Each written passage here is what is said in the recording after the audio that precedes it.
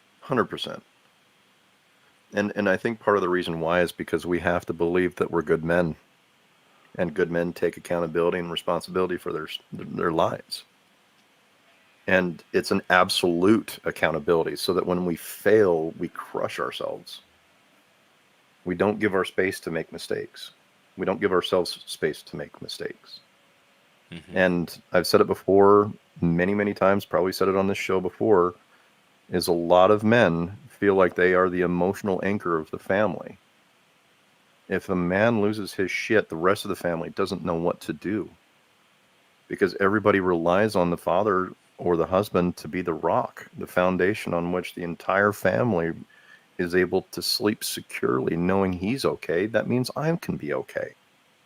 And that carries an immense burden with men, Yeah. immense burden, because they can never lose. They can never lose their control. They can never lose their demeanor. They can never lose their patience. They can never get frustrated. Imagine what it's like living like that every day, 24 hours a day, 7 days a week, 365 days a year for your entire life. It is unmanageable and it's impossible.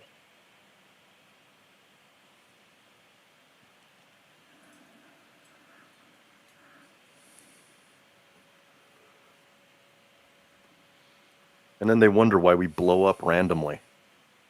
Gee, I wonder.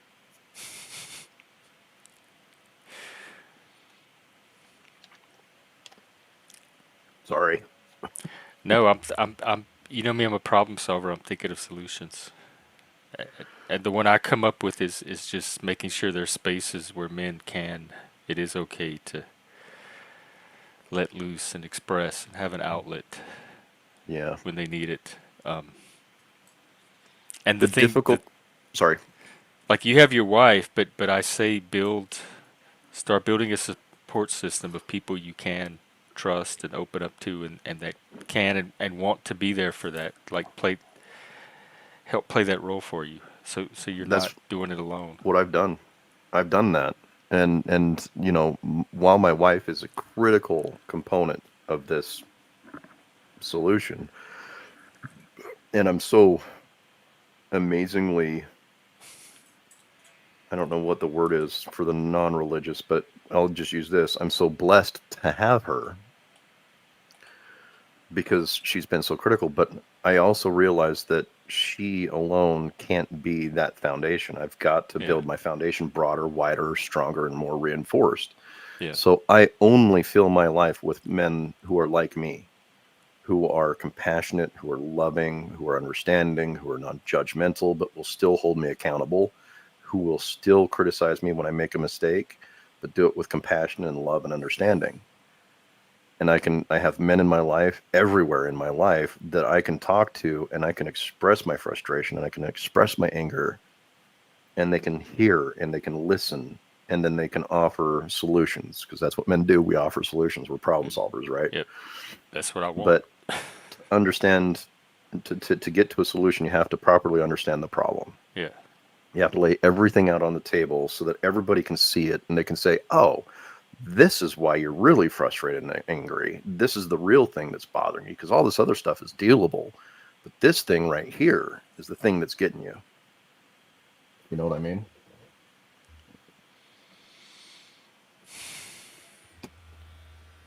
man, you brought up a lot today.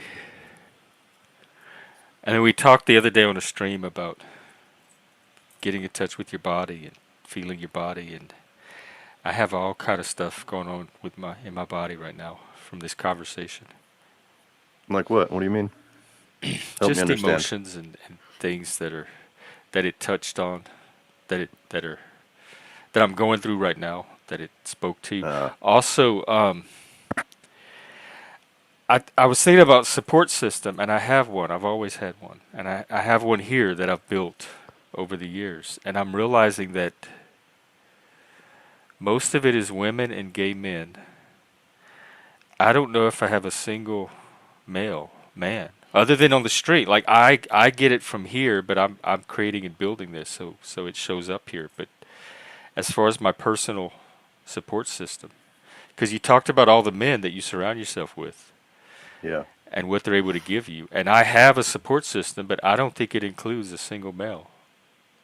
Hmm. No male like that, like what you described. So the difficult part about that is filtering out the ones that you don't want. Because I can Yeah. say all day long, I've built this thing, but what did that require of me? Well, That those required golden me, bridges you talked about, like making those trust connections, and that's work right? that you put in over time. I watch men and I see how they react to other people. I see how they react to other people's feelings and emotions, and I choose to seek them out. The other part of that is when I see someone who's a male doing things I don't approve of, I say, I know I've done it already, but can I still cuss here? Yes, Okay. of I, course. I have a very simple statement that I make, which is fuck that bullshit. So About if about some what you're dude, noticing about them, like their behavior. yeah. Fuck So that bull. if Fuck their bullshit. yeah, well, if someone's expressing a toxic kind of behavior, as you would maybe say toxic masculine behavior, right? And I don't approve of the terminology, but I'm going to use it because people can identify with it, they understand it. So if someone's, if a dude is expressing a very toxic kind of behavior, which I normally address it as a toxic behavior, because there's no such thing as toxic masculinity, there's only toxic behaviors. Hmm. I say, so you think it's okay to do this because of this? I say, fuck that bullshit. If you want to change this problem, here's what you do. I suggest you do this. Because until you do, the problem's not going to resolve itself. It's still going to be there. You're just choosing to ignore it. So basically, my go-to phrase is "fuck that bullshit," and I'm direct and expressive, and I am not backing down from my opinion on it. Because if it's a toxic behavior, it needs to be addressed. Yes. Because once is a mistake, twice is a behavior. There is no third strike. I don't play baseball here, right? So if I see someone, especially a male, who's exhibiting this kind of toxic behavior, I tell them straight out. I'm like, dude, that's bullshit. Especially That's when it's fucking directed bullshit. at you. That's easy to Well, spot. well, I mean, if it's directed at me, I already know it's not about me. I know it's about them. Now, if they're expressing something that is true, then I will accept it, acknowledge it, take accountability for it, and address it in such a way that I try to resolve the problem permanently. So if I'm making a mistake, I'm going to fix the mistake. But if I know it's bullshit, then it's not my problem. It's a them problem. Yeah. But if you care about the relationship, whatever, it's still a problem. Even if, Sure, like, but I have sometimes no you may be problem the only dumping one somebody on aware their of what ass. the actual problem is. Yeah, but I don't have a problem dumping somebody on their ass if they can't acknowledge that what they're doing is bullshit. I know. I know. And I It's. know it's part of the male compartmentalization, but so what? If you're a I know. toxic I just. person, I don't want you in my life. I've I'm the got enough same drama way. with I. work and I. family I. and everything else. Yes. Yes. I You. don't need to deal with other people's bullshit because it's not my bullshit. So I only fill my life with people that I can say that's bullshit. And they're like, you know what? You're right. Or how is this bullshit? Help me understand why what I'm doing is bullshit right now because I want to be better. Those are the people I fill my life with. I do not fill my life with nasty shit. It's just like I don't drink soda anymore because it's bad for my body, right? Like my body doesn't process sugar. Well, my mind doesn't process bullshit well either. Yes. So why Yes. would I keep intaking it? You It's could like have saved me like a whole week of streams because you're saying everything I spent the last 10 or 20 streams trying to say. Yes. We're singing the same song. yeah, I think we are. I just, And I appreciate. it's, I don't know if that compliment was directed at me earlier from dude, but if it was, I appreciate you. oh, I guarantee it was not directed at me, so it has to be you. Of course, you're I the, still what appreciate is it. it, the Padawan, the student. He's the master. Nah, no masters. I detest the title of master. But that's the other thing too is like how many times do us men tell each other I appreciate you? Just I've I started appreciate saying you. it more Yeah, because I've started to feel actual appreciation, and it was genuine, yeah. and I wanted to express it. It felt uncomfortable at first, didn't it, when people said I appreciate you? It always feels uncomfortable when they say it to me, but when I say it to other Yeah. people, it no. As long as it's genuine, it feels natural. Well, here's When the I say thing I though. appreciate someone, I really mean it. I know you mean it. And I don't think you're the kind of person that gives out compliments willy-nilly. But the difficulty with other men though, and that might be listening is that when someone compliments you and says, "I really appreciate you," how do you feel in that moment? Do you feel uncomfortable? Because if you're like me, you feel really uncomfortable because men aren't used to getting compliments. It makes us feel really fucking uncomfortable. Sit in that discomfort for a minute and just tell them thank you. I appreciate you too. You're still going to feel uncomfortable 15 minutes from now. I guarantee it, but it's It okay. depends on what Sit in that. their like saying it for, if and how much I believe it. Because if it's Well, something that I can easily recognize, I'm like, okay, I thank you. My well, let me pleasure. I get this. appreciate you too. Glad I could help. But if it's Yeah. something that they think I'm doing and I don't acknowledge that about myself because of imposter syndrome, then I guess I do what you do. I just graciously accept the compliment or try to. Well, here's the thing though, Jeff, is that if you're trapped in a toxic relationship with someone, let's say your parents, right? And you grew up with a toxic parent your entire life. Normal feels uncomfortable. Normal feels Yes. uncomfortable. So you will Yes. self-sabotage your And so does relationships. healthy. What do you think it does for men when we say we appreciate each other? Because we've been in such a long lasting toxic relationship with ourselves and with other men that it makes us feel uncomfortable to be complimented. That is so fucked up.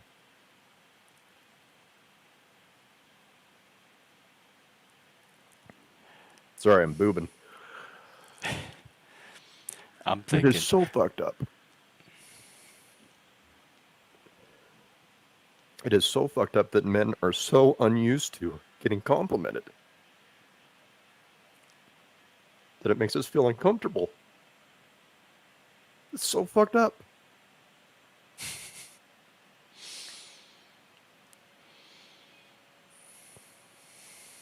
Sorry.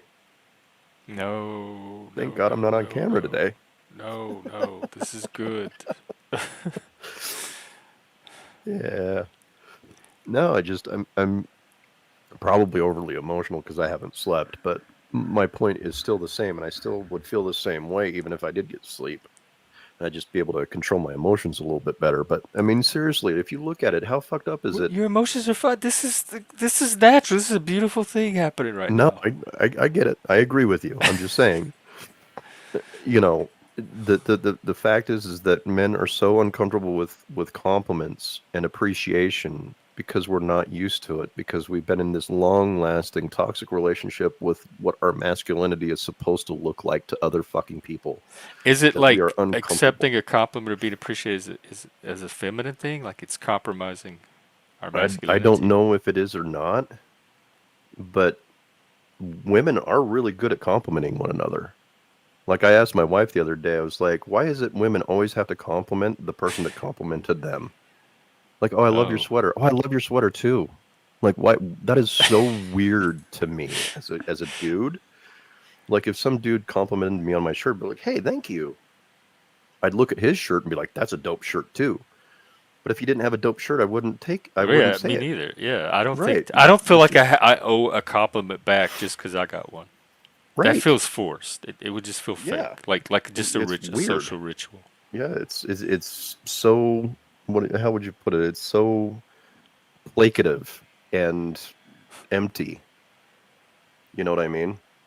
But how many men out there are just starving for a compliment? Been like, hey, I acknowledge you and I appreciate you and I see how hard you're working. I see how hard you're working for your family, for your wife, for your kids, and I just want to say that I respect you and I appreciate you for what you do. Like that can change a dude's life, if not his whole day would just be amazing. And there's guys out there that'll think you're flirting with them, and you have to tell them, dude, I'm not flirting with you. I just wanted to tell you that I appreciate you and I appreciate what you're doing. And that is, I think, would be transformative, because here's what's going to happen. That dude's going to carry that compliment with him for a long time. He'll probably remember it forever. And every time he's faced with a choice to be a good man, he's going to remember that compliment.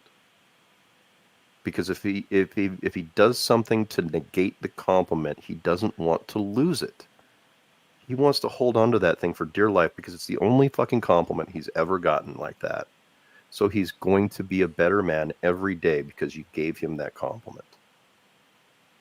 Because he doesn't want to lose the right to that compliment. If it's sincere, and If it's sincere. if you buy it and you don't feel like it's just manipulation. Sure. Yeah, absolutely. I'm So I talking guess about if the you can dude that trust actually it, it's takes that it. trust thing again. Right. It's the trust thing.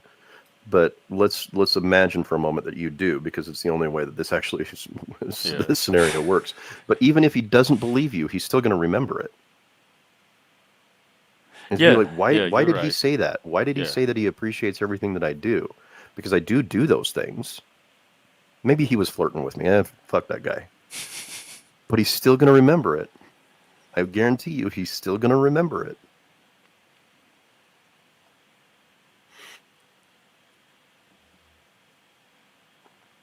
It'll live with him for a long time. Well, Steve, I certainly appreciate you. No, I appreciate you, Jeff, and I appreciate the space that you've given me and everybody else, regardless of the drama See, that's now you gone do that on. compliment thing. I'm having that feeling. Yeah, just sit in it for a minute, Jeff. Just sit So, in it. No, you've given men an I'm being amazing space. complimented for achieving everything I intentionally set out to try to achieve. So I set out and I fished specifically for this compliment and worked hard at it. Now that I'm getting it, I have that feeling. Yeah, That's messed up. I'm seeing now I'm criticizing myself and I beat myself up. I feel dysfunctional. It feels feels messed up. uncomfortable. Something in me is broken. Childhood patterns. All kind. See, God damn it! This is what compliments do. Don't Told you. compliment men. Stop doing it. It's not good for us. Don't listen to Jeff, even if he's the host. I'm gonna be Yeah. processing this all day. Well, you have, dude. You've given men and women an opportunity to interact in a men's space that, no, you're welcome, and I appreciate the compliment. You've opened up a space for men to talk about men's issues, to get in touch with themselves, to find better ways of learning about themselves, to be able to discuss their beliefs, to have their beliefs criticized even, and to have, even behaviors be criticized that are less than desirable. You've given a space for men to appreciate and love themselves. And so you That one I will deserve take. The better that. ways. I am definitely striving very hard to show better ways. Well, And if I'm you're going pulling to that take all off, of the that compliment, is a Jeff. compliment I will take. That's one that aligns. See, that compliment matches my own internal sense. All the other ones was like, yeah, yeah, yeah, okay, thank you, yeah, okay. If all that's true, good if it's true. But the better ways thing is definitely something I'm intentionally trying to make true. Yeah, but all the other compliments were the same. They're all See, true, aren't they? not subjectively. I mean, probably yeah, but that's not one I intentionally, I guess, set out to do. Like men loving each other or get in touch with. If it's happening, great. But the better ways thing, definitely. No, I said I you've am given trying men an to show opportunity. better ways of doing things. I am. Yeah, no, I said you've given men the opportunity. Just giving them the opportunity is Well, is that's massive. another thing I set out to do. So I'll take that one too. Thank you. You'll probably end up being right for all of them. So yes, thank you, Steve. Thank you for the lovely compliments. I appreciate them, and I appreciate you. No, thank you. Anything else you wanted to talk about? Well, see, I was trying to think like, well, you should tell him a compliment now because he gave you one, and then I got thrown off because I'm like, no, that's what supposedly women do, and I But got you've caught said in it that before, loop. so it's not an odd compliment. I mean, what you know how much I admire your work and what I think Yeah, about you. It would feel phony just trying to rattle it off now. yeah. But it's sincere. Excuse me. Ah, it's sincere because I know that you mean it because I've heard you say it before. Yeah, You it's know, very. and you've never I'm heard not me good at compliment lying. you It's like I very hard for have. me to say something about somebody that I don't think is true, Yeah, good or bad. yeah. I try not to do that, although I will sometimes do it to kind of get a conversation to a place where we can have an interaction that is meaningful. But I try not to do it because I don't want to lie. Because I actually follow Jordan Peterson's advice when it comes to lying. It says, don't lie, or at least always tell the truth, or at least don't lie. No noble lies. No noble lies. So usually I'll I, be like, I I think you're a good person, and I think that you're a compassionate person, and I would like to believe that. So I'm going to assume that you are. It's called alter casting. yeah. You cast the kind of thing that you want the person to believe and the kind of behavior that you want to elicit from someone. So if you're having an argument with someone who is just verbose and they don't listen, be like, you know what? I think you're a way better listener than you're leading people on to believe. I think you're actually a really great listener, and I think you're actually a patient listener. And what that does is now they want to live up to that expectation. No, it doesn't.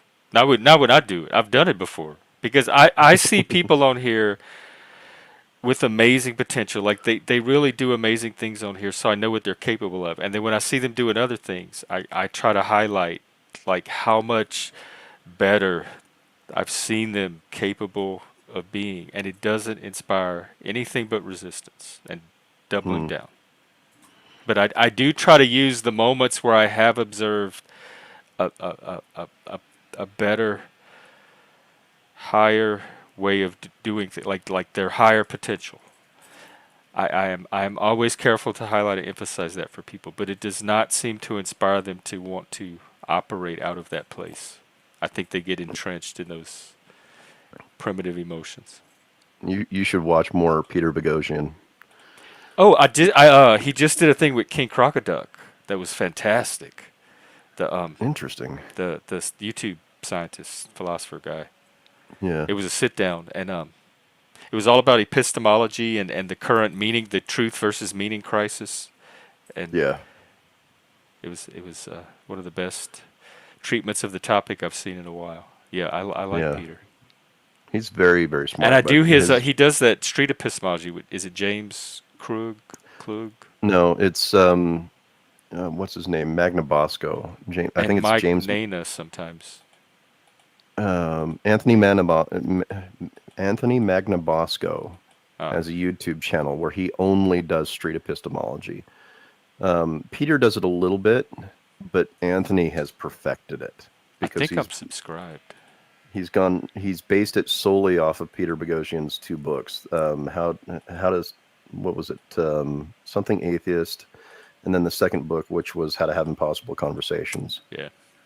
That book and his first book, I think it was How to Be an Atheist or something like that. I can't remember the name of the damn book.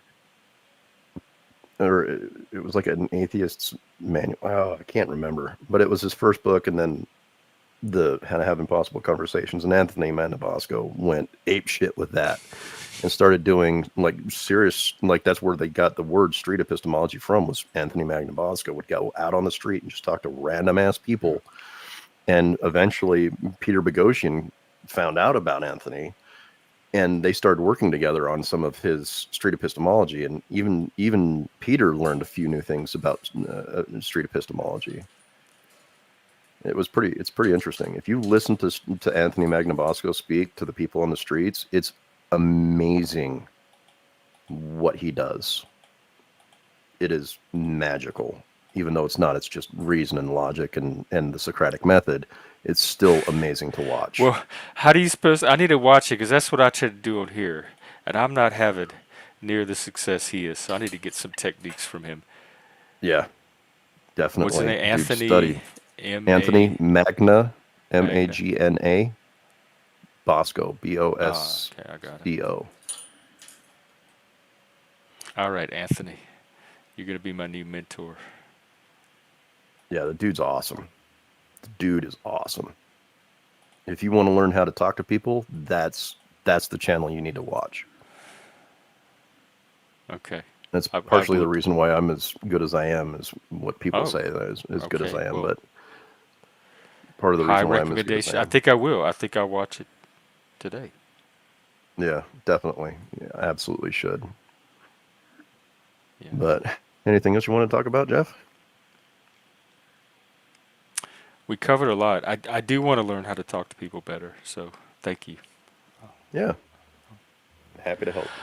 Steve, you have been a beloved guest as always. This is the type of content I'm going for. So thank you so much. No, it's not a problem, and I appreciate you giving me the opportunity to be on here. Did Um, they ever what happened with his license? He was facing that board and they were going to try to take his license. Did that I ever think get he lost resolved? his license to practice clinical psychology. What? Yeah, in Canada at least. But can I hold on for just a second? Okay, so I want to highlight something here. No, noches, not Not not lost? lost to. The the death Um, total or the friend who uh yeah, I apologize for the loss of your friend, dude. That really sucks. Um, I I you know think I can appreciate that they consider you their sixth son. I think that's really amazing to have gained a family's trust like that. And yeah, yeah, you could. They have a tough time saying that they value each other, but you could tell at the funeral the love was there. The issue that I have there is that I would rather someone do that before I died. And so I would encourage you to tell the people around you what they mean to you more frequently. Because if they're dead and they're in a box, they can't hear it.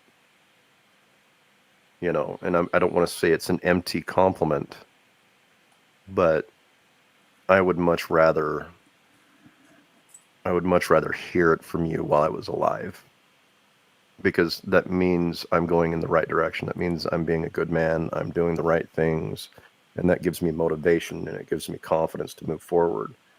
And even if someone is struggling with depression, that can be a life-changing compliment to them if they're willing to believe it. But I would encourage you to find more space to tell the men and just the people in your life, period, but specifically the men, how much you appreciate them and you think about them. Um, you know, I hope your friend didn't die of suicide. I really hope he didn't. Um, but if he did, don't hesitate to seek out some therapy too. Don't be afraid of that. It's good for you. It's not not weakness. lost. I'm so sorry. I had no idea. We've been clowning in here the last couple of weeks and I had no idea this was going on. I am so sorry. Yeah, that really sucks. Um, if I was a religious person, I would say I would pray for the family, but I'm not. I'm an atheist. But all I can do is say, I hope they're recovering okay. Um, and Prairie, yeah, Okay, you're it right. was Jordan Peterson has kind of gone weird. Oh, okay. Walked around with diabetes for 6 months. That's not good. That's why I'm on metformin to deal with, because I was okay. pre-diabetic. I was bad. It was really Oh, bad. Yeah. okay. My gut was just swollen and enlarged, and it looked like I had a beer belly, but it was actually just my intestines were swollen from all the sugar. Oh my My God. body doesn't process sugar very well, but yeah, yeah. Unfortunately, Jordan Peterson has gone for the brainwashing treatment. Um, he's, despite PF Young, and his love and passion for Jordan, which I will happily criticize him to his face for, but I've read his books. I read all three of Jordan Peterson's books. They're amazing books. I'd like to live by some of the things that he has in his books. I don't agree with some of his political views, but if you really look at his political views, the left pushed him further and further right over time. Because one of his earliest interviews he did was someone asked him, what a woman was or something like that, and he was like, "I don't understand the question. I think it's ridiculous. That's a ridiculous question.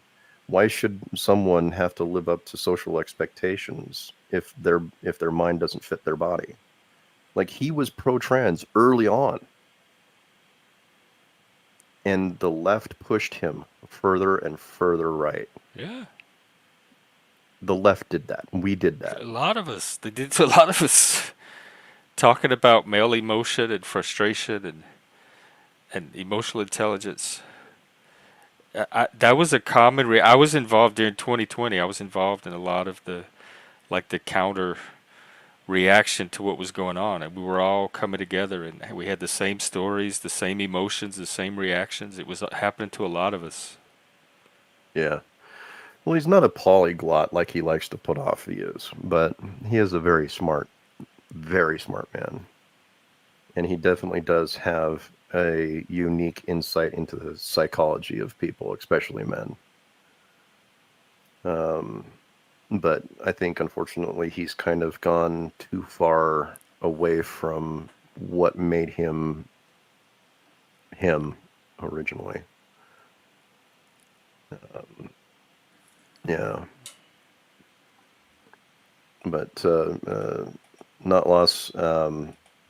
I can appreciate your friend for being the stoic man that he was, and yeah, say what you want about American healthcare. We are still really fucking good at some things, and that is saving people. We're really good at it. But yeah, I'm sorry. I'm sorry they weren't able to save him. Yeah. Anyways, yeah, yeah. Jordan Peterson's gone way too far away from what made him him. You working on a Sunday? Good to see you too, Mindful.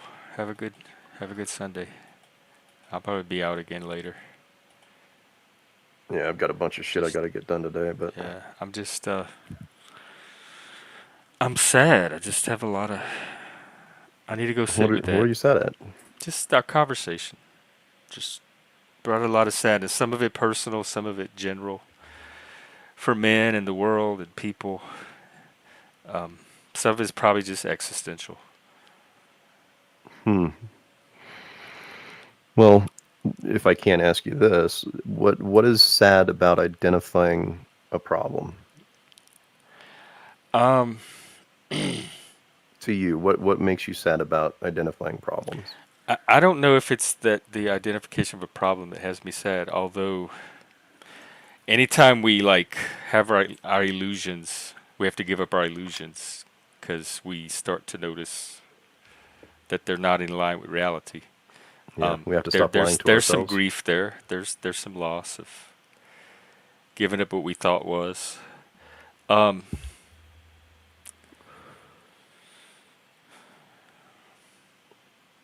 there's a lot of It's stuff. it's a heavy topic. It certainly is, especially for those who are, you know, men or Yeah, people who love men. You know, there's a lot of stuff going on. There's some men that I thought were some of the men you described, and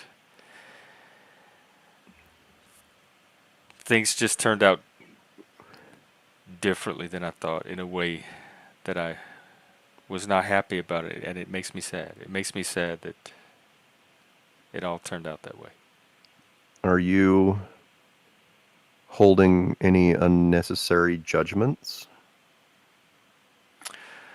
To the extent that I know what's going on, I am. Part of it is I have no clue what's even going on. So you suspend judgment, but then you have like 20 or 30 narratives running through your head all at once because there's so many different stories you can make with the pieces. Yeah. How many of those do you think would be true? Um, Or is there there's a one that you're couple of not thinking of that possibilities. could be true? There's two or three possibilities, I think, Okay. if I break it down. What But if none but of it's them were all right? playing like detective with no way to actually ever know. So Yeah. Well, I get that. But, the thing for me is that when we talk about we're not responsible for how other people feel about us, the same goes the other way. You're not responsible for how you're taking these things that someone else did. It's not your responsibility, right? There are things that that person did not because of you. It's because I of know. themselves I know, or and something that that's they're going kind of through. sad too in and of itself. But I know, it just it wasted potential. Like it's just it's. I think that's what I'm most sad about is wasted potential. Well, I can see where you're coming from that because you start interacting with someone and you have your hopes up and you're like, okay, this person might really work out well, and then some part of them comes out and you disagree with it and you try to hold them accountable for it, but what you're doing is holding them accountable to what your idea of them was going to be, Yeah. right? And so we latch on to that and we hold them accountable for something that they were never Right. That's responsible the part. for. That's the illusions. Is realizing that what you thought was never was, and there's a sorrow that comes with that. Yeah. Yeah, that's absolutely fucking true. Absolutely true. You know, I just don't want you to hurt for no good reason. you know. Well, I rarely talking about emotional intelligence. I rarely have an emotion for that. There's not a reason, but it's not in reaction to something like a perfectly intelligible reaction to something. So whatever I'm feeling, it's definitely there's definitely reasons. Like it's definitely in reaction to specific events and situations. But then also emotions are also the story we tell ourselves about the situations as well. Right. And without any kind of stable story, the emotions kind of stay in flux. It doesn't settle on any one dominant emotion because it's so Yeah. chaotic. Well, if you follow Ian McGilchrist, he wrote a book called the what was it? The The master and his emissary. The Master and His Emissary. And you know, you use kind of some of the wisdom that comes in that. And what I'm talking about there is that the brain is a decision making machine. If it doesn't have an answer, it makes one up. And a lot of the times, the things that we tell ourselves about a situation or about someone or about their behaviors is because our mind needs a reason to feel the feeling that we're having now. So we actually make an excuse for the feeling that we have instead of Yeah. stopping and saying, okay, why am I having this response to this person? Is it just because I felt like they were capable of doing better? Well, that's a me thing, you know. Well, it's not How always a me thing if they explicitly lead you to believe something. But I agree. Ultimately, the Yeah, locus I of mean, if they lied to responsibility is you, on they me. lied to you. It's Yeah, judgments I made and decisions I made to trust yeah, or not trust. yeah. But also letting go of that attachment to the need to have a feeling about it. Does that make sense? Well, yeah, it does, and that part's kind of easy because of just not knowing fully what's going on. I can't really land on any one particular emotion, so that keeps me detached a bit from. But there's many emotions going on at once, but they're waiting for reality to to manifest, so they'll know where to like how to prioritize themselves and where to land. And Well, the without that, they're reality just is kind that of you're not sitting there. responsible for that. I like to try to know reality as much as possible. I like to try to align myself with reality to the extent that I'm able to discern it. Yeah. The author's name is Ian. It's Iain Yeah. McGilchrist. Um, Just look up the master and his emissary. You'll find it. But McGilchrist or Crest. It's something McGilchrist. like that. Yeah, it's Christ. McGilchrist. Because But like I think if it's you one L. I don't want to waste my time being angry if the thing I'm angry about didn't actually happen. I don't want to waste my time being sad if the thing I'm Right. sad about is not what actually happened in reality. So like first I have to figure out what actually happened, and then I can figure out which one of those emotions is actually the emotion to for the emotion to indulge in reaction to the situation. But without the Yeah. situation being clearly defined, there's many different potential emotions that are raised, ready to go. So are you looking for a motivation to move on or to understand? To understand. Okay. Yeah, I already have a motivation to move on. My primary commitment is to this channel and what I'm doing here. So that's Yeah. always my motivation to go forward. Right. But that can't come at the cost of everything, can it? Um, no, but it could come at the cost of any dysfunction or unhealth that's interfering with that. As sad as that may be, that's a price that I have to be willing to pay every time if I'm going to keep Yeah. this at the level I'm trying to keep it at. Yeah. And I guess that's part of part of that just comes with the job, and that sucks. That part of the job Yeah. sucks.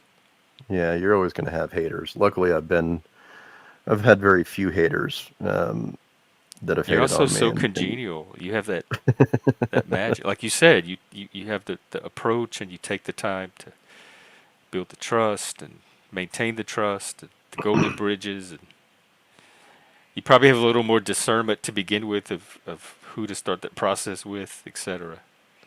yeah. Well, there's been a few times where I was wrong. One person I'm thinking of in particular would use very underhanded ways of arguing, like interrupting, like intentionally interrupting, and making arguments that were just nonsensical. So they would interrupt you with an argument, a counter argument that made no goddamn sense.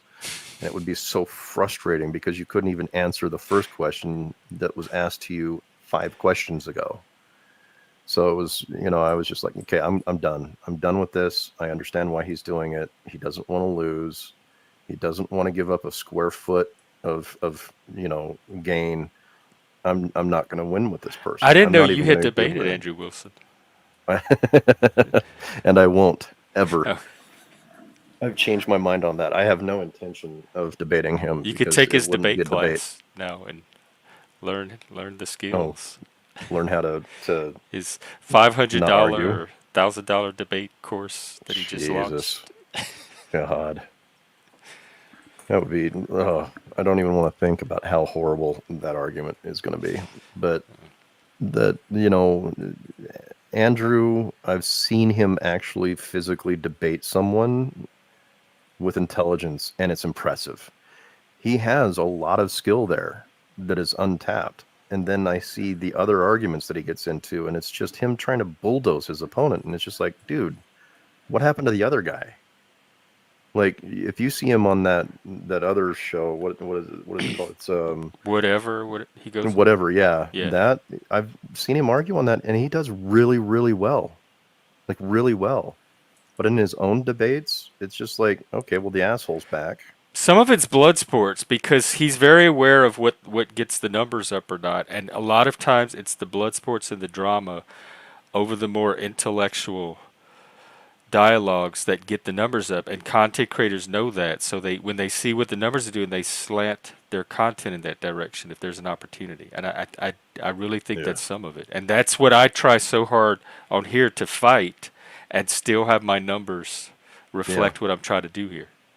The best YouTube channels do. I mean, Charles Ekikotu and his channel, Critical African Thinkers, He could have done that. You know, he's a right-leaning person, and every time he makes a right-leaning comment, he gains followers on Yeah. Twitter and on his Facebook or on his YouTube channel. And then when he makes a comment that could even be remotely considered centrist or even left, he loses followers.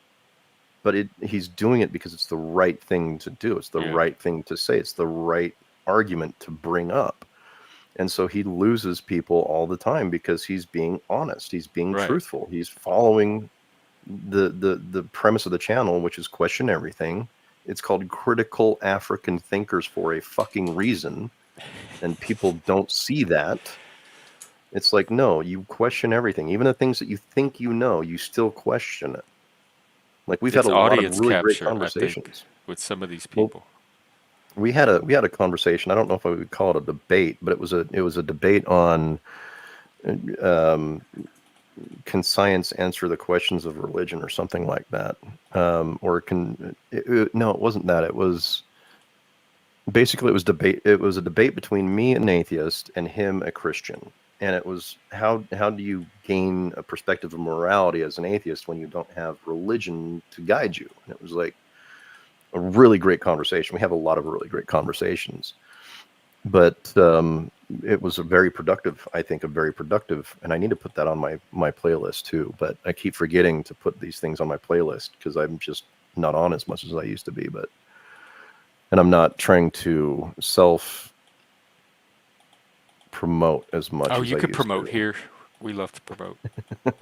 Well, I'm just not a big self promoter. I mean, if you like what I do, then you like what I do. It's not a big deal to me because it's not my main cash source, but it's not my dream. It's just I do it out of a sense of responsibility for talking about the things that need to be talked about Hmm. and doing it with a level head and without any kind of justification of religion or a lack of, because there's a lot of really great things that come out of religion. And there's a lot of really shitty things that come out of religion, just like there's a lot of shitty things that happen because of atheism and a lot of good things that happen because of atheism, Yeah. you know. And So it's, technology and all the other things that humans do. yeah, to be or not to be, do you value your own existence? Do you value existence beyond yourself? That's the praxis of human morality. Yeah, it is. As an atheist, my love for people and my love for compassion has gone exponentially up since I became an atheist, which is weird when you hear about all the stories about what atheists are supposed to be. It's like, no, like if you look at it as a capitalist, this is a good example. If you look at it, a capitalist, an eternal life has less value because there's more life, right? So if you're a capitalist, you should be and an atheist, you look at life as very rare, very unique. It's very short, and it should be cherished every second it's there because it's not going to be there anymore. There's no surplus, right? So that's how I kind of view it because I am a capitalist at heart. And so I can look at a life and I can say that life is amazing, it's important, even if it's a life I don't agree with. I can say it's a life that is important, it's valuable, it's rare, there's no surplus, this is the only one that person gets, and I'm going to try and make it my best. I'm going to make it my best effort to make that person's life as good as possible. It's kind of like the philosophy of the least possible misery. Well, how do you handle like getting constantly fucked over by people? All these people that you're trying to love and develop compassion for. Well, first and foremost, I realize that if I get betrayed, it's not because of me. It's because of something that they had going on in their life or some part of their world that just could not permit them to recognize what they had. So that's the part that makes me sad. Are you saying when that happens, you're able to continue the love and compassion if you're able to see it that way? Because all I Yeah, feel because is sorrow. love and compassion is not dependent upon what they can do for me. My responsibility is to love them and to appreciate them for who they are, even if they're expressing that they're a piece of shit. Appreciation I can do. That I'm good at. Maybe that's a path Yeah. in. It might be a I keyway, can yeah. appreciate people even if I hate them. I can still acknowledge and appreciate their strengths, the value they bring, etc. Yeah. Well, I mean, there's a dude that has cast me out of his friendship and has said some pretty shitty things about me. And still to this day, I'm like, God damn it. I still love the guy. I still appreciate what he did for me in my life and the role that he played as a mentor and what he's going through and what he's gone through to cast me out, which I did not deserve at all. I did nothing to deserve it. I don't harbor him any ill will. I'm not sad about it. I'm just how would you put it? It's kind of like, well, that sucks. Hopefully he comes around and realizes his mistake, because if he doesn't, it's not on me. That's on him. So I'm going to move forward with my life because I got plenty of other people that could gain from my presence. So I'm not going to waste my time with someone who doesn't want it. So bye. See ya. If you ever call me for help, I'll probably pick up the phone and I'll probably answer your call for help. And I'll probably help you. But I'm not going to hold out that you're going to change or that you're going to have any kind of definite epiphany that I'm Yeah. not the person that you think I am. So what is it to me? It's nothing to me. Because my level of love and compassion for them is not dependent upon what they can do for me.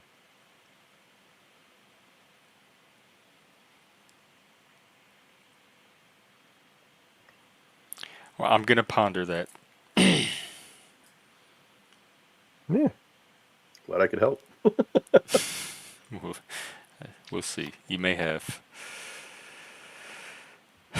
Well, is there anything you want to close with or promote, announce, anything upcoming? Not for me, man. Usually I'm just floating in and out of these streams. But Did you discover any new ones that I might have missed? no, I really haven't been looking either. It's so hard to find a good stream nowadays where it's It a really is. good stream where rational dialogue can be had. Um, and it's even harder to get on them, even if you wanted to be on them. I'd love to have more time with PF Young. I would love it. Do you I think try we'd to have call in? great conversation. I've tried to call in a couple of times, and he has answered a lot of my questions. Um, but I would love to have a 2-hour conversation with that dude. You should. Love it. I wonder if I don't know. You want me to talk to him? I'm not going to ask you to do anything. If you do it on your own, that's If I do fine. it on my own, it'll be okay. Yeah, All right. yeah. I'm not going to I'll request try to anything from remember you, to do Jeff. it on my own. Um, Yeah. next. But there's, because I consider myself a centrist too. So I think we would have a lot of commonality, but I think we would have a lot of disagreements too. Yeah. And I think it would be awesome. I need to watch more of his content, but I've been so freaking busy lately, and some of his content is a little bit aloof for me. But Aloof for you? yeah, Wow. it's just some of the topics just don't interest me, and Oh. that's what I mean by aloof. I don't mean like Oh. Okay. wacky. It's just, for me, some of his content doesn't interest me, and then some of his content is fucking awesome, and I love it. But everybody that he talks to, like Andrew, is just like, dude, this is not the person you need to be talking to, Paul. This is a waste Yeah. of your time, your talent, and your argument. And he needs to be a stronger opponent when he's talking to somebody. I see him kowtow. I don't want to say kowtow like it's a bad thing, but I see him kowtow a lot to people that he should not be, because his argument is a good one. It's a strong one, and he needs to have more confidence in himself and in his argument, and not give a foot where a foot does not need to be given. Except when he's wrong and they're bad arguments. Right. Which is the way that it should be. If you've got a bad argument and somebody can disprove your argument, then you should accept it and move on. No, Absolutely. And I think doesn't he work that does way. a fairly good job of that sometimes. It's just Some. I would All like right. to see a higher level of confidence with him. Well, PF, if you're watching, there you go. There's some feedback for you. I really More do admire more him. He's confidence. Or be more Yeah, bullheaded about your arguments. yeah, but not so And bullheaded that you can't admit when you're wrong. yeah, and But have Steve on. yeah, he's a really smart guy. I really love watching him. I would love to have a conversation about literally anything that he wanted to have a conversation about. We could have a debate or we could have a discussion, whatever. I'd like to see him touch a little bit more on men's issues personally, because I think he's a very compassionate person. I think he's a very, Yeah, I think so. Probably more compassionate than I um, am. I think he's actually very much filled with love and compassion, and a strength that a lot of men do look up to. Um, but he's also very intelligent. He's emotionally intelligent. He questions himself constantly. Um, he's not divisive. He's taking a look at very complex conversations, very complex topics, and does his very best to break them down. And I've been very impressed with how he has done that. And and he's a great guy. He's nice. He's compassionate. He doesn't shit talk. I mean, he shit talks. Don't get me wrong, but you know it's coming He from doesn't the do the comedic drama though. side of He's him. very Yeah, good at staying doesn't do away, the staying drama. off the drama. But there's there's a lot there that I can see why he's as popular as he is, and I would love to see him more popular, so long as he stays consistent with the person that he is right now Yeah, and just makes minor improvements. I think he'd be amazing. I trust that he's one of the few people. I trust that even if I disagree with him, he genuinely tries to do what he believes is the right thing. I trust his intentions. I trust Well, his he motivations.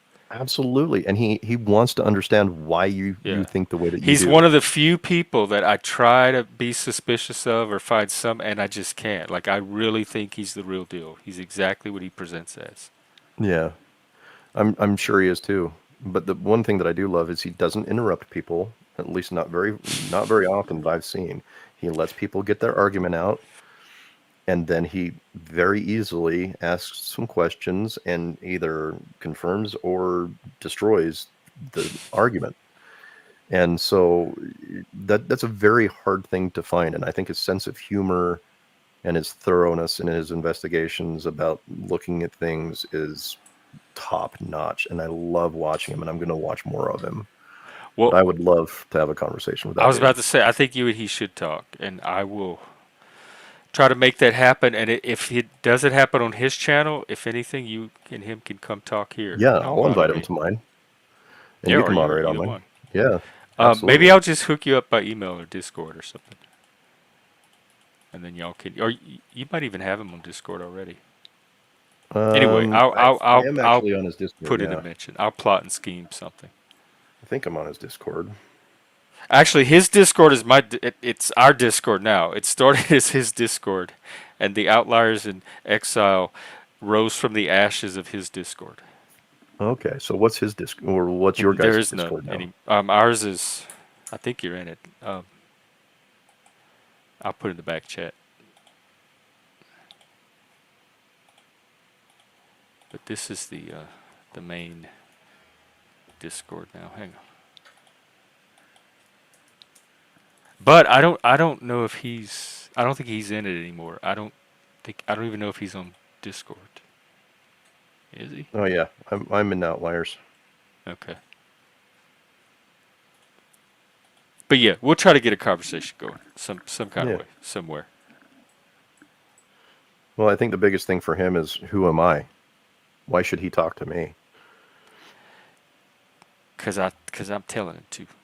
He should trust my judgment. No, And he knows you. You've been on the show before I um, was on his show once when he had an open with Andrew. panel. Was it? Was I on the same show with I Andrew and think him? yeah, I think I think I Andrew was. was Yeah. yeah. That's when he was doing more panel like instead of the individual callers, he was doing more panel style. Yeah. Yeah. That was my first introduction to Andrew. Yeah. Oh. But yeah, was not impressed. But and if Paul is interested, just have him run through, give him one of our, give him this discussion. This would be a prime example a good conversation, I think, or give them any of the other ones or whatever you want to recommend. My videos, it doesn't matter. The only video on my channel that I was not happy with was the one that was a criticism or a critique of Ibram X. Kendi. That was a weird conversation because normally my conversations go about 2 hours, and that one about a half an hour to 45 minutes in, it felt like I had a stroke. It was really weird. Like I was having a hard time comprehending words.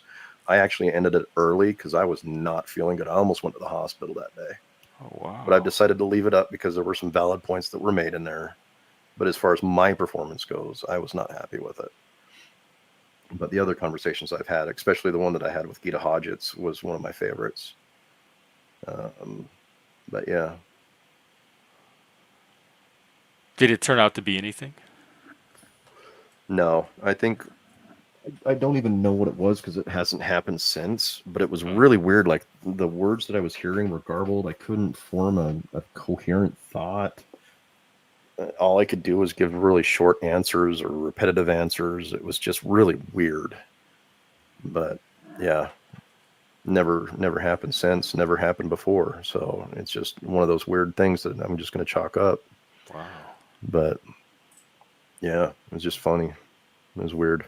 But that was the only one I was not happy with because that was one I was really looking forward to, and I had a lot of really great notes on it, and I couldn't even comprehend my notes well enough to argue my point.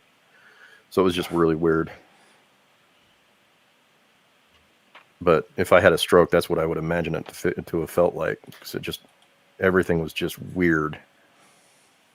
I even got off there and I was like, I'm not feeling okay. I told my wife, I was like, I'm not feeling okay. Something's wrong. I just said, I'm going to go lay down for a nap, which is never a good idea, might I add. That's what I was thinking. But I was lucky and it wasn't anything more serious, because if I would have laid down for a nap, I might not have woken back up. That's the risk of a stroke. But luckily enough, it wasn't a stroke. I took a nap, woke up, and I felt fine. So I don't know what it was. Even when I'm tired, I can still make a really good argument. So yeah, it was just weird. But yeah, let me know. Okay, I will. So I should give you my personal phone number too. I tell you what, if you could Discord it to me, or if you type it in the back, I could text you mine. Yeah.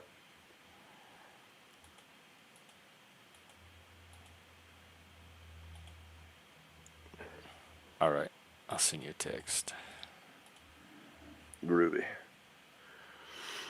But all right, man. Well, if you ever have anything that you want to talk about, either on the show or in person, in private, let me know.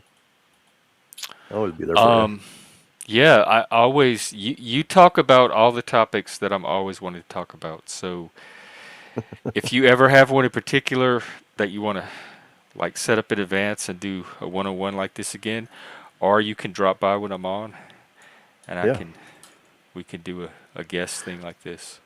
Well, you come up with a lot of great topics, which is why I got on today, is because the topic that you were touching on was so important.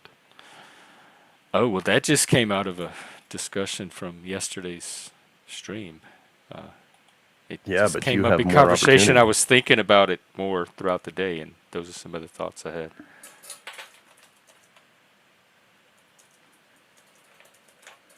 All right, there you go.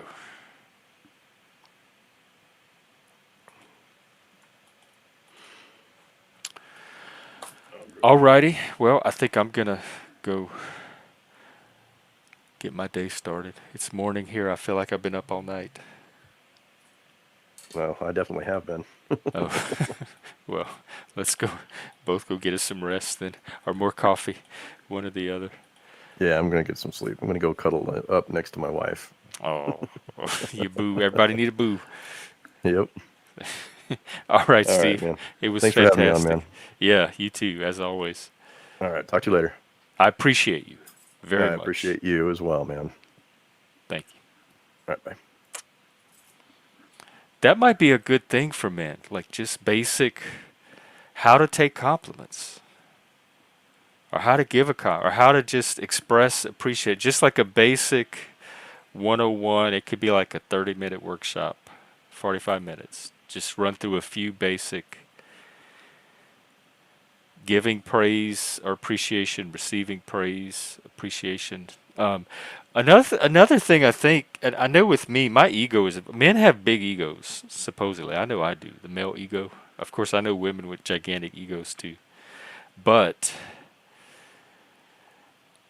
my ego's already big enough. I don't want to feed it too much with praise, like too many compliments and praise, because then it gets even. I've always been like this. I know how vulnerable I am to the big head, and I'm very, very on guard against not letting it get too big. And compliments and stuff like that, I think I shy away from it for that reason too. Because if I start to believe them, I want that. I'm working on humility. I really, honestly am trying to experience humility. Preferably intellectual humility, but I'll take any type of humility right now. And it's hard because there's not many things that humble me, and it has to be authentic. There's things like being out in the wilderness or looking up at the stars and like realizing your tiny little place in the giant universe. That experience can be humbling. So that's about it. Few and far between. I'm humbled by great art, like a music that really just blows my mind, or a good work of literature, or a good album that just it's so amazing. I don't know how a human even made that. I'm so humbled by the talent it took to pull this off. That kind of stuff, I feel. Um, Little stirrings of humility. So I just thought maybe that's another factor in why praise and appreciation is so difficult. But thank you, everyone. I definitely want to give my appreciation and praise to you. I appreciate all slash most of you, even the trolls, even the people that challenge, the people that make it lively, contentious sometimes, are contrarians. Like I said, as long as you don't cross certain lines, it's all welcomed here. I do it myself. I get it. So every little ingredient that makes this gumbo what it is, I appreciate all of you. And thank you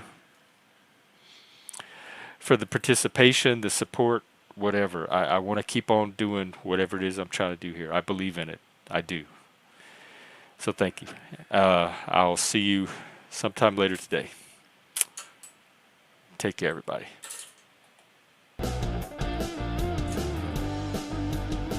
Ooh, I just realized it starts the music where it left off. All right. Take care.